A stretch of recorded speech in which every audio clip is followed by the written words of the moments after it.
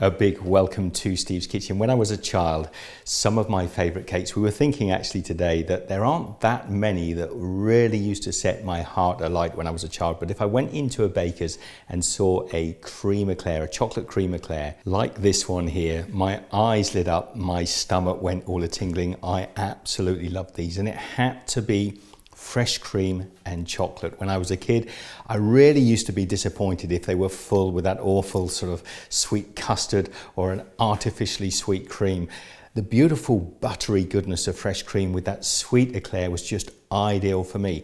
Now, as I got a little older and started appreciating coffee, I started to like the coffee cream eclair. It still has to be fresh cream, but these are so delicious. Now, before we start baking this, just take a look inside.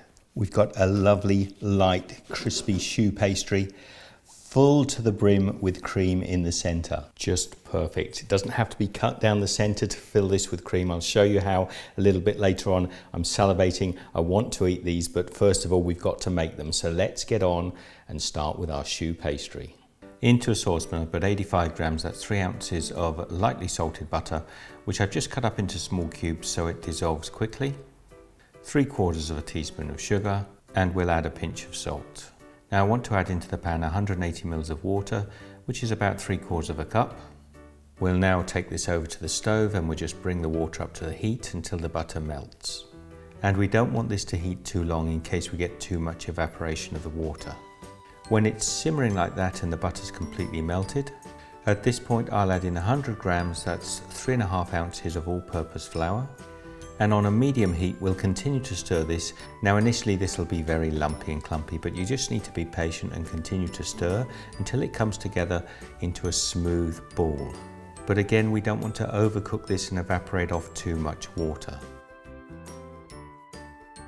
So that's come together beautifully. I'm going to take that off the heat now. I've got a glass bowl here. We're just going to pour the pastry into the bowl, and I want to spread it out evenly inside the bowl so it cools down quickly. If we add our eggs in while the dough is hot, they will cook, so we do need to let it cool down. Now my pastry has cooled down a little bit. I can still feel the warmth in there, but it won't cook the eggs. I'm going to take my first egg now and crack it in. Now initially it just doesn't want to mix together, but be patient, keep stirring, and eventually it will start to clump together.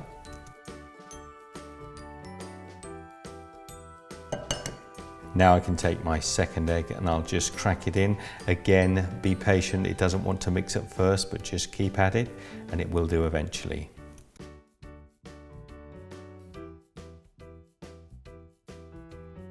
And now finally our last egg. Now I'm just going to keep mixing this one in until I get a smooth batter without any lumps.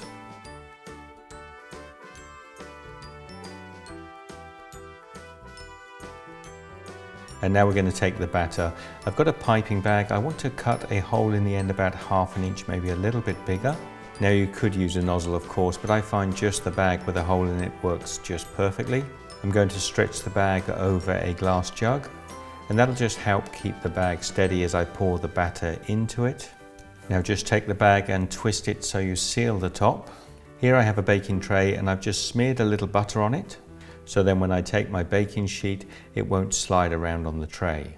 Now start to pipe out your eclairs onto the paper, about 4 to 5 inches in length.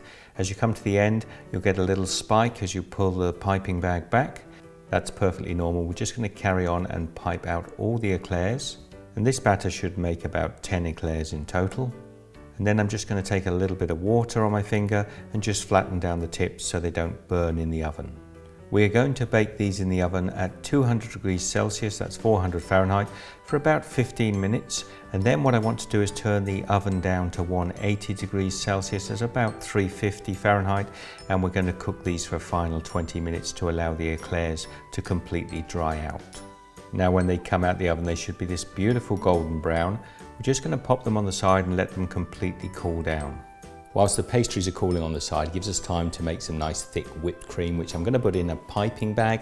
And we're also going to make that delicious coffee icing. Now, if you want to make the chocolate icing, it's exactly the same. Just a teaspoon of cocoa in there will give you a delicious chocolate icing.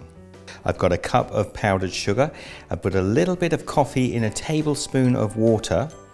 And it really doesn't need much water. We're just going to pour that over the icing sugar. I'm then going to take a spoon and just start to mix this through. Now if it needs any extra water, just do it at about a teaspoon at a time. You'd be surprised how little water it needs before it gets too wet. And that's actually perfect. It's almost like a slightly runny peanut butter. You see it coats the spoon, but it just starts to run off. Now back to our eclairs. They've cooled down now. They're not hot at all. We've got a lovely hollow sound to them. I see so many recipes where they cut the choux pastry open and put the cream in. It really is unnecessary. You can get it in there and you won't spoil the beautiful look of the eclair, and it won't just drip out around the sides. If you just put a little hole in the end of each eclair, use a piping tip or any little sharp object. So I'm just going to do it with all of my eclairs, little hole on each end. I've taken my freshly whipped cream and popped it into an icing bag. It has got a nozzle on the end. It's not essential that you use a nozzle. It still works with just the bag. We're just going to stick the hole in there and just gently squeeze. Now, as you can sort of feel the cream going into the center of your eclair, you'll actually feel the body of the eclair just start to bloat slightly. I'm going to turn my eclair around and just a little bit more from this side as well. Now you'd be surprised just how much cream goes into an eclair. This feels a lot heavier now, and I guarantee you that's perfectly filled. I'm going to go on and do the rest of my eclairs. You'll see as I squeeze the cream in, you see the belly of the eclair just starts to expand. And now we can take one of those eclairs and we're just going to dip it into our icing, give it a good wiggle, and then when you lift it up, you've got that perfectly coated coffee cream eclair. And we just pop that onto a serving plate. Now, as I said at the beginning, there are a handful of cakes from my childhood that really set my heart racing, and I can eat a lot of eclairs. It's really ridiculous. 2, 3, 4 of these eclairs quite easily. They're fairly light. They are so delicious. So it's time for me to give them a try. If you're joining me on this journey, if you've made your own eclairs, let me know what sort of topping. I know some people even use strawberry flavoring or lemon flavoring, and that works well. Chocolate and coffee for me is the way to go. Ready to get into this? Shall I break it? No, I'm going to bite it.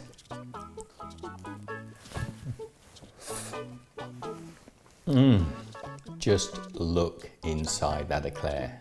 This is why kids love this sort of thing. It drips, it oozes. This is not a Victoria sponge. This is something to have fun with. These are a little bit like a cream horn, another favourite of mine, which we may do in another episode. Anyway, I'm going to get on and eat one of these, 2, maybe even all of these, if Michelle doesn't sort of wrestle one out of my hands. So it just remains for me to say, share the love, share this video with your friends, and give me some feedback, give me some photographs on social media, and we'll see you for some fun and games in the next episode of Steve's Kitchen. Take care.